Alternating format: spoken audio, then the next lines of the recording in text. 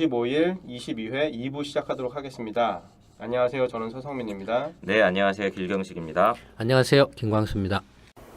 이순신 프로젝트 정책 아카데미는 평범한 직장인, 가정주부, 자영업자, 전문직 종사자, 교수, 대학생 등 다양한 분들이 함께하고 있습니다. 당신은 어떻게 이순신 프로젝트 정책 아카데미에 참여하게 되셨나요? 안녕하세요. 오기 김남재입니다. 예전에 이제 여기 소장님을 알게 된 게 앞에서도 얘기 나왔는데 주식 투자하다 망해가지고 그래서 제가 해도 망하고 펀드에도 망하고 이해가 안 돼서 시평을 봤어요. 시평을 쭉 이렇게 봤는데 처음에 보니까 어렵더라고요. 그래도 이제 봤는데 시평을 보다 보니까는 이 소장님 연구소가 경제 공부를 하려고 하는데 정치 조직인 거예요. 정치. 그래서 남들이 이제 경제 공부를 하다가 정치색을 띠면 멀리하고 도망가 그러는데 좀 가슴이 두근거리고 또 참여하고 싶고 그래서 그 뒤로는 이제 주식을 그만두고 여의도 시민공부방 이제 다니면서 이렇게 활동을 했는데 그런 인연으로 해서 여기까지 왔습니다. 근데 지금 보면은 참 우리 사회가 상식이 통하지 않는 것 같아요. 저는 개인적으로 예전부터 좀 사회를 변화시키고 상식이 통하는 사회로 되게 만드는데 도움이 되고 싶었는데 이런 상식이 통하지 않는 사회를 좀 이 상식이 통하지 않는 게 그 상식이 통하지 않는 사람들이 정치를 하고 있으니까 세상이 그렇게 된 것 같아요. 이 사람들 빨리 다 갈아엎고 저희가 저뿐만 아니라 저희 자식 세대까지 좋은 세상을 물려줬으면 좋겠습니다.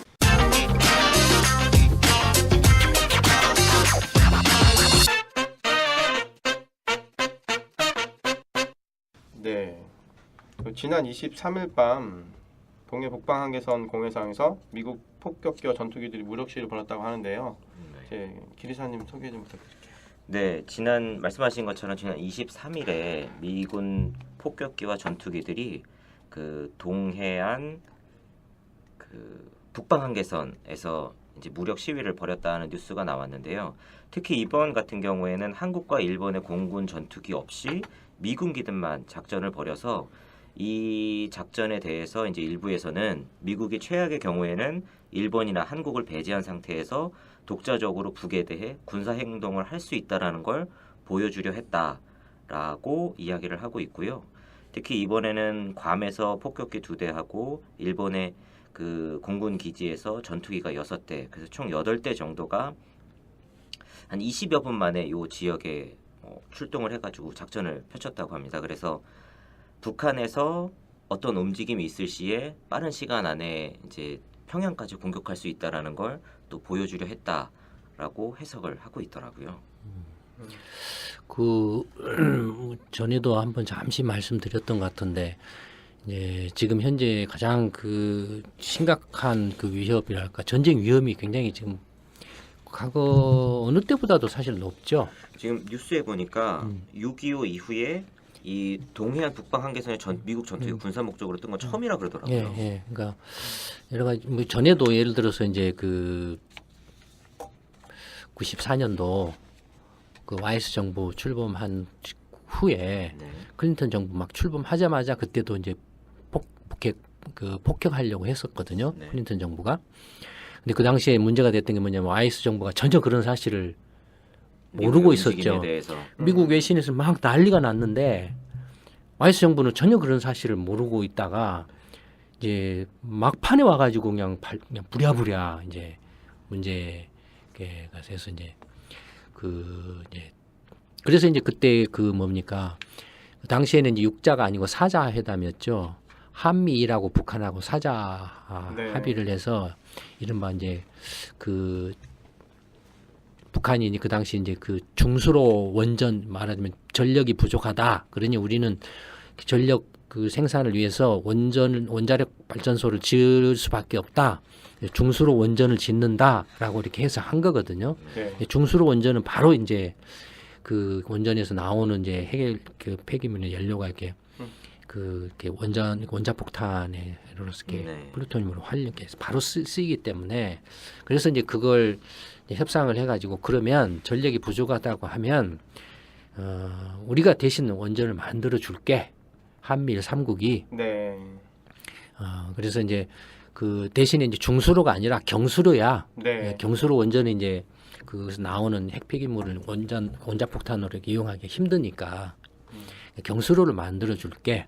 그리고 경수로 만드는 데는 또 원전 짓는 데는 몇 년 시간이 걸리니까 그 사이에 중유를 1년에 50만 톤씩 네. 우리가 화력발전소 돌리라고 중유를 공급을 해줄게 라고 이렇게 해서 합의를 했죠 그때. 그래서 이제 그 티코케이라고 이제 그 북한하고 한미일 삼국이 이렇게 사자회담에서 합의를 해가지고 이제 그 북한 경수로 건설을 위한 이제 분담을 이제 한 회의를 했어요. 이렇게 동경에서 네. 한국하고 미국하고 일본하고 세 나라가 모여가지고 그걸 티코케이라고 하는데 그때 이제 그 비용 부담의 70%를 한국이 부담하고 일본이 20%, 미국이 10% 이렇게 부담하기로 했었거든요. 네. 근데 이제 서로 뭐 틀어졌어요 또 그때 바로. 왜 틀어졌나요? 그 이야기하면 또 긴데. 그 이제 약속을 서로 안 지켰다라고 이제 비방을 하는 거예요. 북한이 이제 너네들 이렇게 핵무기 개발 안 한다고 했는데 몰래 또 계속 핵무기 개발 실험을 하고 있다라고 네. 이렇게 비난을 하고 그래서 우리는 너네들 경수로 이걸 지원해 줄 수 없다. 북한은 또 이렇게 당시 김일성이 사망하고 이제 네. 김정일 체제가 들어선 초기 단계였기 때문에 정권도 굉장히 불안정한 상태였죠. 그런데다가 이제 또 막 그때 가뭄도 있고 막 홍수피도 나가지고 그 고난의 행군이라 그래서 그 몇십만 명이 굶어 죽은 상황들이 막 벌어지고 그랬어요 그때. 근데 그때 이제 또 이제 김정일 정권은 그때 이제 미국이나 한국이나 일본에 대해서 니들이 약속을 안 지켰다. 니들이 이렇게 먼저 그 중유랑 공급을 해주기로 해놓고 네. 원전도 건설하기로 해놓고 이렇게 제대로 이렇게 그 약속대로 안 했다라고 서로 이제 또 싸움이 난 거예요. 그러니까 94년에도 한 번 위기가 있었고 네. 북핵 폭격 위기가 있었고 그래가지고 이제 그게 뒤틀려져 가지고 또 이제 97년 8년에 또 북핵 폭격 소리 나와요 미국에서. 네. 그래서 이제 그때 이제 DJ 정부가 출범하자마자 이제 그런 문제가 터지죠. 그래서 이제 부랴부랴 이제 DJ가 그걸 수습하죠. 정권 이게 출범하자마자. 네. 이제 그러니까 그 당시 이제 뭐냐면 그 북핵 폭격을 하는데 뭐냐면은 그 누굽니까? 저기 페리 보고서라는 게 있어요. 네. 예, 대북 이제 그래서 북한의 핵무기 개발에 대한 이제 사찰을 가서 실제 가서 이제 사찰을 이렇게 해서 보고서를 내는 거예요. 네. 그다음에 그 당시 그 여자 국무장관이 울브라이트 국무장관이라는 게 있었는데 직접 북한에 가가지고 김정일을 하고談판을 지어요. 예, 울브라이트가 가서. 그래서 이제 그때도 또 이제 그 DJ가 이제 클린턴 정부를 설득을 해요. 그러면서 이제 남북 경협 사업을 막 밀어붙여요. 남북 경협 사업을. 네. 그러면서 금강산 이제 사업도 하고 관광 사업하고. 네, 네, 네. 정주영 씨가 언제 갔죠? 그 소떼 몰고 방북하는 때가. 1990. 그 DJ 정부 초창기 때죠. 네. 초창기 95년인가요? 초창기 때인가요? 첫대 몰고 방북한 다음에 남북 정상회담 하잖아요. 그러니까 하여튼 네. 거의 DJ 정부 출범하고서 일어난 일들이에요. 그래서 이제 그 클린턴 정부를 설득해가지고 그럼 이제 김정일 이제 그 북한 그 당시 주석도 설득을 해요. 네. DJ가. 클린턴 정부 말기군요. 그때. 네, 클린턴 말기죠. 네, 설득을 해요. 기억납니다. 네. 설득을 해가지고 그때 이제 경제 협력 확대해서 이제 그 2000년에 이제 6.15 남북 공동성명으로 네. 하고 금강산 배에 가는 걸 이제 클린턴 2000년에 이제 물러나기 직전에 한국 방문해가지고 금강산 배 떠나는 걸 직접 봐요. 네. 그러면서 이게 그 이제 협상을 통해서 이렇게 서로 이렇게 평화 구축을 하는 게 잘한 선택이었다라고 이렇게 이제 또 이렇게 해요. 원래 이제 정상회담까지 하려고 하지 않았나요? 클린턴 정부가 누구하고? 김정일하고. 근데 이제 그게 이제 그 엘고 부통령이 대통령 당선된 게 아니라 조지 부시가 대통령 되면서 완전히 다 틀어지는 거죠. 저는 그렇게 기억하고 있는데. 그랬는가요? 근데 좀 기억이 좀 없네요. 근데 어쨌든 그 클린턴이 그때 이제 2000년에 한국 와서 금강산 배 떠나는 거 보고 그렇게 하고 그다음에 이제 선거는 이제 2000년 말에 선거가 있었죠, 대선이. 그다음에 네. 2001년에 부시 정권이 출범하죠. 네. 네. 그러니까 아마 거의 막판에 했기 때문에 음. 정상회담 기회가 없었을 거예요. 대신 그 울브라이트 국무장관이 이제 가서 김정일하고 이렇게 회담을 했죠. 네. 네. 회담을 하고 이제 남북 간에 이제 서로 이렇게 판문점을 통하고 또 직접 상호 방문하고 하면서 이제 6.15 공동성명을 이제 2000년 그러니까 그 클린턴 정부 마지막 해에 이제 공동성명을 발표를 해서 이제 하죠. 그래서 당시에 또 이 이야기 하려고 한 건 아닌데 이야기가 참 이게 사실은 그 맥락이 있기 때문에 어쩔 수가 없어요. 그 이해를 해야 네. 그 이야기를 또 알 수 있으니까. 네. 그러니까 하여튼 94년에 한번 폭격설이 있었고 98년에도 폭격설이 있었고 그 후에 그게 조금 이제 그게 가라앉았다가 이번에 이제 또 심각하게 지금 문제가 터진 거예요. 네. 아니 2005년에도 또 한 번 위기가 있었어요. 부시 정부 때 2기 때 네오콘들이 이제 부시 정권에 이제 전면에 포진해 가지고 그때 이라크 전쟁에서 이기고 이제는 북한이다라고 해 가지고 또 위기가 있었어요. 그래서 그때 2005년 말인가 2005년 말에 북미 베를린 비밀회담을 해요. 담판을 봐요. 담판을 해서 이제 또 이렇게 협상을 해요.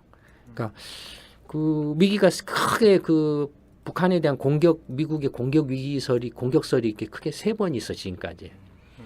근데 이제 그 후에 이번이 이제 또 이게 근데 가장 강도가 세죠 지금이. 네.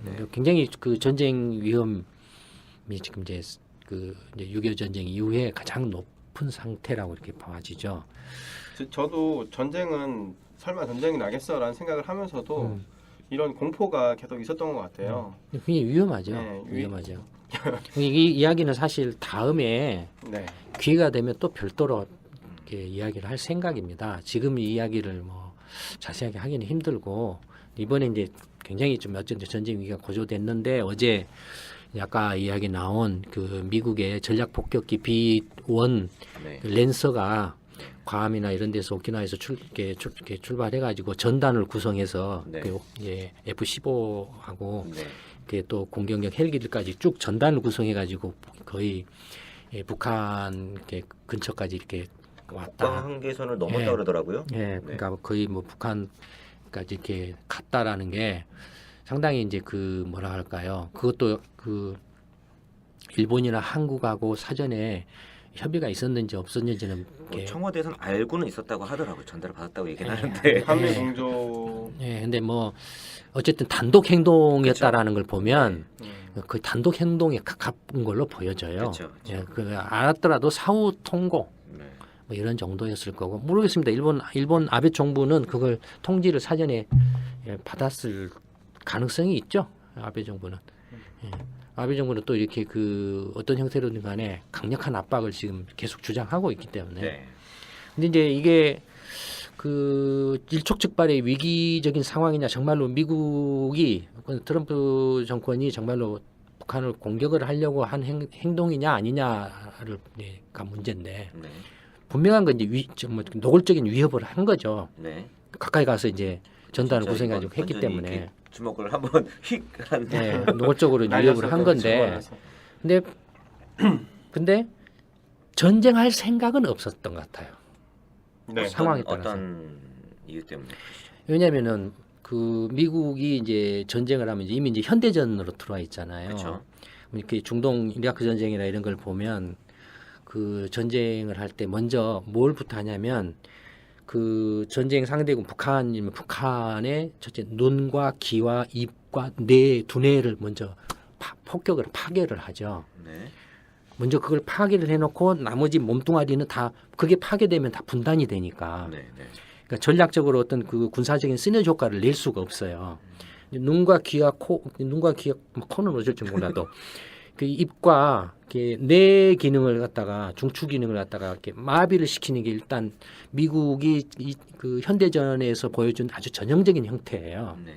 이라크 전쟁 이런 데서 그러면은 그런 그 먼저 핵심 시설을 어떻게 그 타격을 했느냐라는 거예요. 맨 먼저 한 게 스텔스 기가 가요. 레이더에 안 걸리는. 예, 안 걸려요. 스텔스기가. 근데 이게 지금 B1 랜서는 지금 이게 전략 폭격기예요. 걸려요 레이더에. 대놓고 나 예. 간다 이렇게. 그러니까 그런 거예요. 지금 일부러 간 거예요. 네. 네네네네. 일부러 너 나 봐라라고 이렇게 네. 한 거예요. 지금 보여주는 거예요. 네. 그러니까 그 근데 진짜 양측이 서로 이렇게 북한이 핵실험하고 미사일 날리고 그러면은 여기서 또 항공모함이 왔네 갔네 뭐 폭격기가 뜨네 마네 이렇게 전쟁 긴장만 고조시키는 양상으로 올라가는 게. 그러니까 이게 이제 그 양쪽 다 지금 이제 외신 보도 같은 걸 보면 양쪽 다 이게 지금 문제인데 특히 이제 트럼프가 문제인데 어쨌든 지금 이번에 그 출동한 그 전단들을 보면 그게 제가 딱 그 뉴스를 접했을 때 느꼈던 게 이게 이제 북한에 대해서 너 나 봐라라고 보여주기 위한 거였다. 네. 나 봐라 내가 여기 왔다라는 걸 보여주는 거다. 실제로 가서 이렇게 두드러 펴려고 한 건 아니었다라는 거예요. 그러니까 아마 그랬기 때문에 단독 행동을 했었지 않느냐라고 보여진다. 사전에. 아마 네. 한국이나 일본은 뭐 이제 이걸 반대하거나 네. 아니면 그랬을 가능성이 더 높으니까 음. 그냥 이게 의미 있는 행동은 아니라 예, 위협이니까. 그러니까 어차피 전쟁할 생각은 없었고 지금 당장 전쟁할 생각은 없고 네. 단지 북한에 대해서는 이제 가까이 가서 내가 여기 왔다. 너 나 봐봐. 네네네. 이런 게 의도였기 때문에 네. 그런 행동에 대해서 굳이 일본이나 한국과 이렇게 해서 문제를 이렇게 복잡하거나 시끄럽게 할 필요는 없었다라고 생각을 했지 네. 않느냐. 그래서 단독으로 왔다라는. 조금 언론의 해석하고 조금 다른 방향이네요. 언론에서는 이게 정말 미국이 단독 핵 행동을 할 수 있다라는 걸 오히려 한국이나 일본 쪽에 경고를 그러니까 하려고 이건 했다. 북한뿐만 아니라 네. 일본하고 한국에도 보여준 거예요. 보여주는 거예요. 지금 한번 던져놓은 거예요. 네. 근데 던져놨는데, 그러니까 이거 이번에는 이렇게 보여주는 거죠. 지금 보여주는 거예요. 지금 실제로 뭔가 행동을 하는 게 아니고 그러니까 정말로 이제 전쟁할 생각이 있으면 일단 선포를 하고 이렇게 포고를 하고 선전 포고를 하고. 주민들 미국 시민들 소개령 내리고 다 대피시키고. 그러니까 그 이제 하여튼 그 현대전에서 미국이 전쟁한 경우를 보면 지금까지 특히 2000년 이후에나 90년대 그 걸프 전쟁 때도 보면 선전 포고를 해요. 네.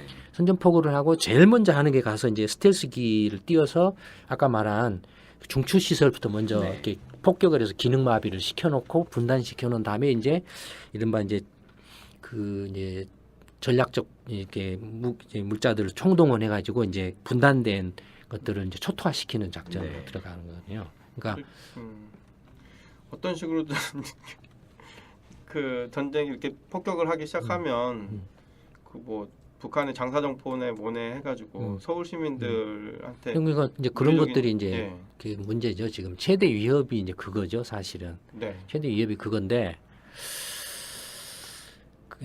그거에 대해서는 좀 말하기 힘들어요.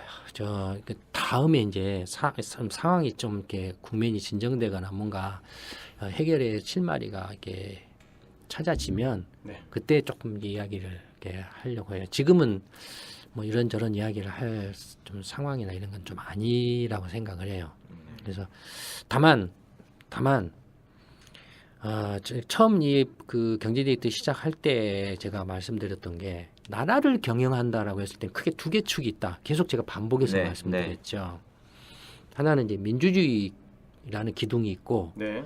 하나는 이제 시장 시장 경제라는 기둥이 있다. 이 나라를 경영하는 이 두 가지 기둥이 동시에 이렇게 맞물려서 돌아가야 한다. 맞물려서 돌아가고 있고 또 맞물려서 돌아가야 되고 나라를 경영할 때에도 이 두 가지를 항상 동시에 고려하고 동시에 생각을 해야 된다.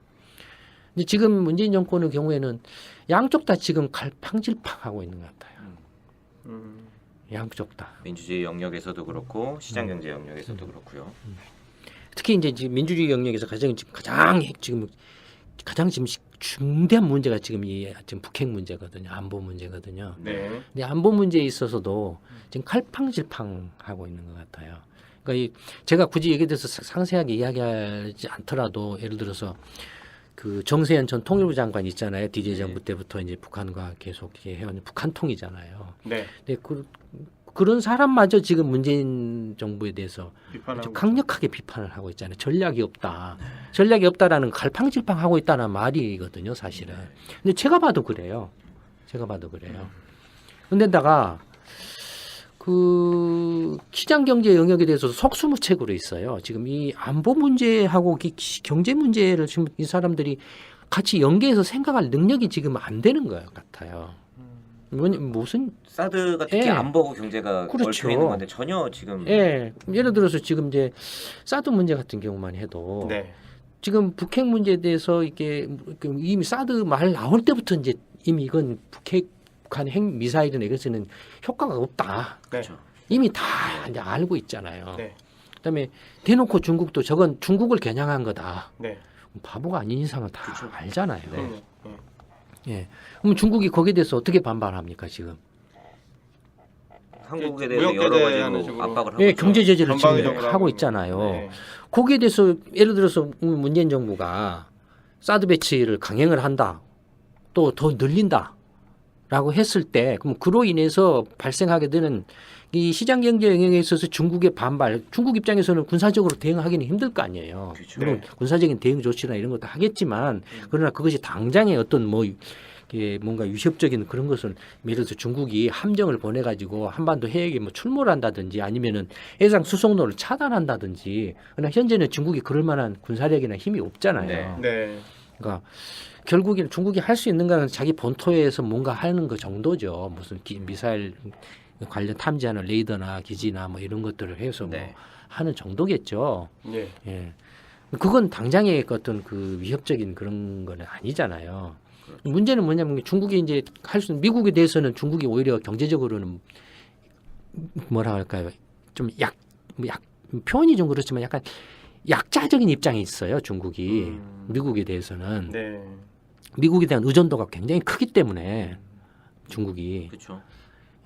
심하게 이야기하면은 미국하고 중국 간에 경제적으로 이렇게 갈등이 커져서 뭔가 이렇게 경제 어떤 보복 전쟁들이 뭐 이렇게 일어난다라고 하면 미국은 다른 대체안을 가질 수가 있어요. 다른 데로 이렇게 할 수 있는 대체안이 있는데 중국은 방법이 없어요. 그러니까 미국은 다른 데서 사오면 되는데 예. 중국은 팔 데가 없으니까 예, 방법이 없어요. 방법이 타격이 없어요. 훨씬 크겠네요. 예, 그러면. 그렇죠. 그러니까 중국이 결국은 미국에 대해서 이렇게 사드 배치나 이런 것에 대해서 압박을 가할 수 있는 것은 미국에 대해서는 지금 안 그래도 지금 무역 불균형 문제도 네. 지금 커서 통상 압력을 계속 받고 있는 상황이니까 거기에 대해서도 미국한테는 지금 경제적으로는 강하게 나갈 수 있는 입장이 아니에요. 네.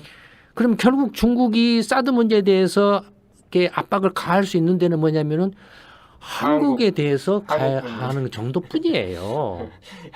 여기서 화풀이를 이제 아카네한테 하고. 그러면은 문재인 정부가 예를 들어서 사드 배치 문제를 생각을 했을 때 당연히 경제적으로 압박이 들어온다는 걸 염두에 두고서 거기에 대해서 어떻게 대응할 것인가는 대비책을 가지고 있어야 되죠. 완전히 없어요. 그건 진짜 완전히 그냥 속수무책으로 당하고 있는 거예요 지금. 사드 문제가 본격적으로 불거진 게 작년도 훨씬 전부터인데 아직까지도 예. 대응책이 지금 그냥 나오는 속수무책이에요, 그냥 속수무책이고 심지어는 이제 최근에는 이렇게 중국에 대한 투자라든지 또는 중국으로부터 수입하는 제품에 대한 어떤 그 검열이나 네.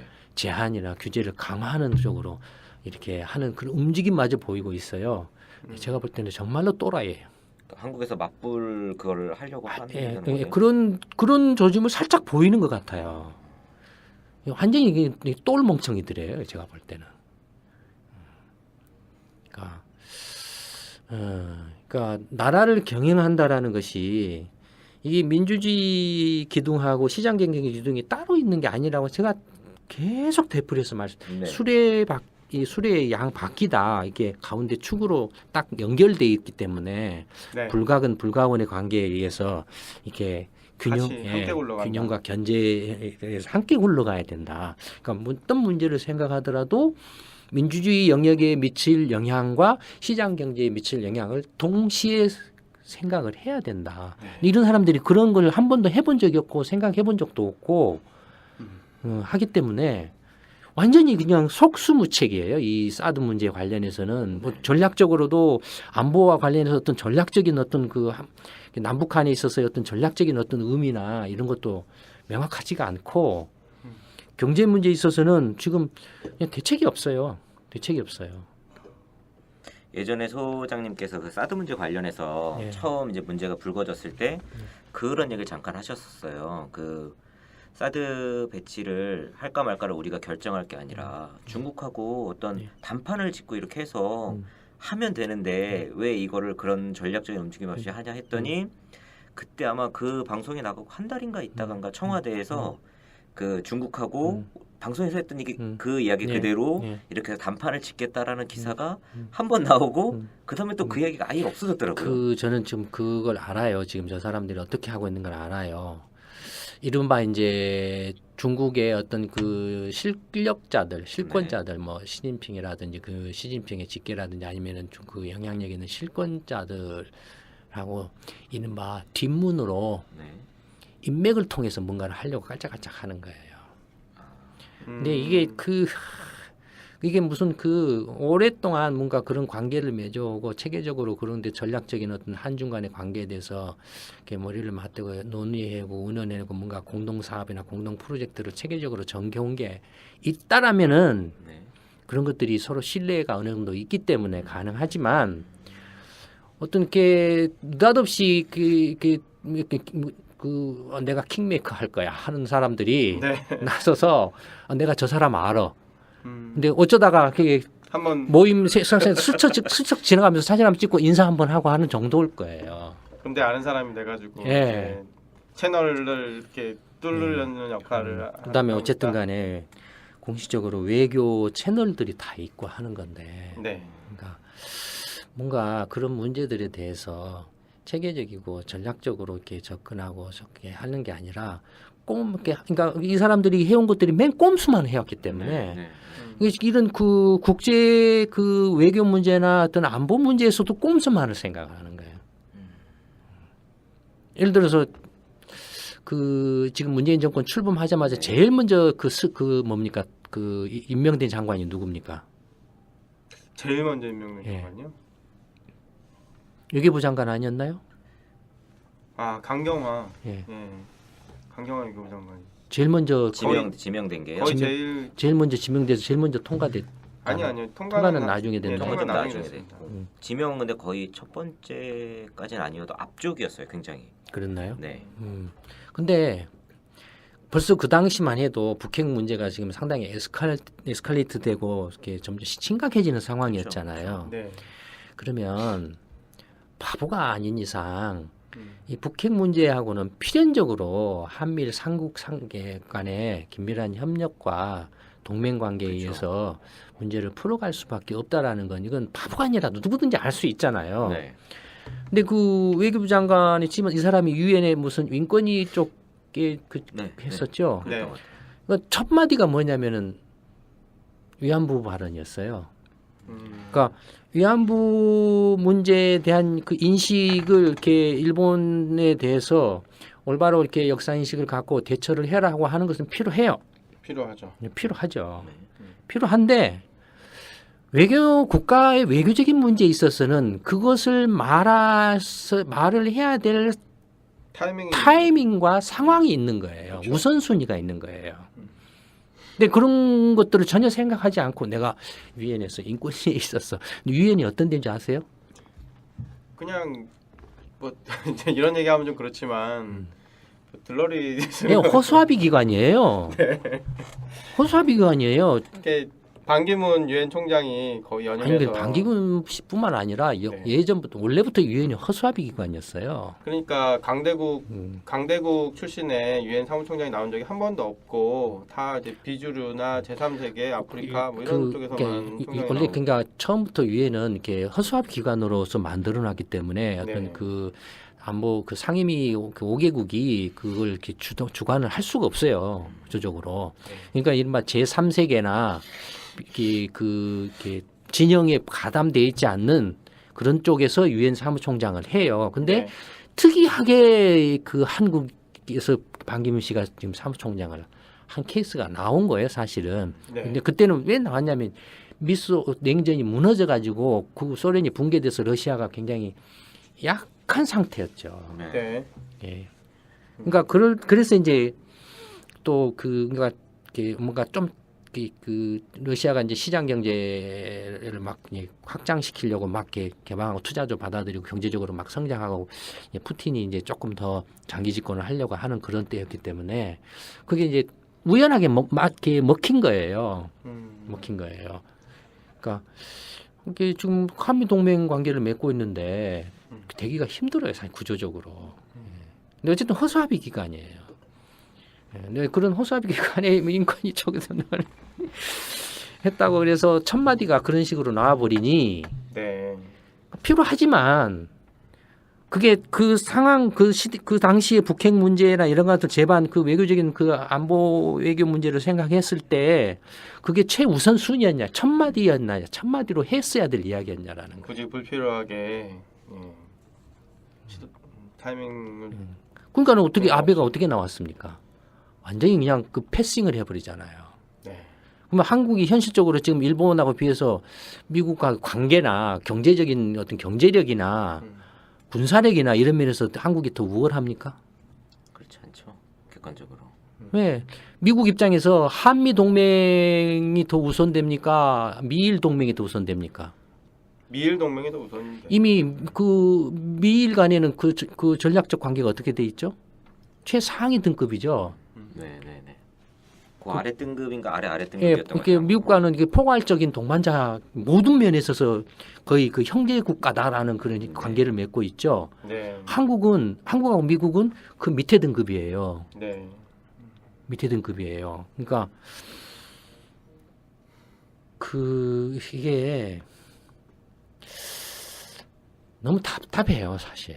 너무 안타깝고 지금 국가적으로 상당히 그 위기적인 상황, 특히 이런 문제, 북핵 문제가 아니더라도 경제적으로 상당히 지금 계속 어려운 상황이잖아요. 그렇죠. 어렵고 뭔가 그 일대 그 구조 개혁을 해서 과감하게 구조 개혁을 해서 환골탈태해가지고 그 21세기로 나아갈 수 있는 그런 그 뭔가 그 일대 그 변화를 추구를 해야 될 그런 시기잖아요. 네.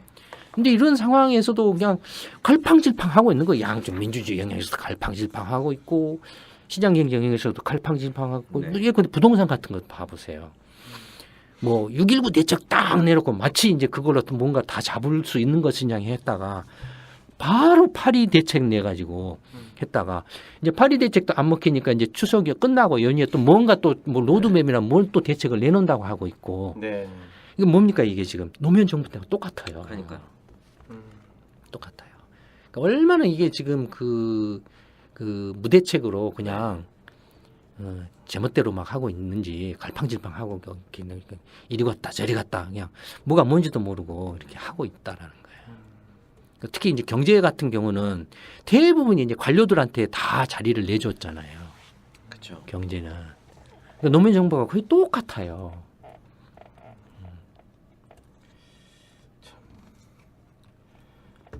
이 정도로 합시다. 네. 그러면 이제 소장님께서 이제 북핵 문제, 사드 문제 그리고 이제 외교 전반과 관련해서 갈팡질팡하고 있는 이제 국정 운영, 민주주의 영역, 시장 경제 영역에 대해서 이렇게 간단하게 이야기를 해주셨습니다. 그러면 이상으로 이제 9월 25일, 22회 2부 마치도록 하고요. 네, 그러면 다음 녹음 때 다시 뵙도록 하겠습니다. 예, 감사합니다. 네, 네, 감사합니다. 감사합니다. 이순신 프로젝트 정책 아카데미는 평범한 직장인, 가정주부, 자영업자, 전문직 종사자, 교수, 대학생 등 다양한 분들이 함께하고 있습니다.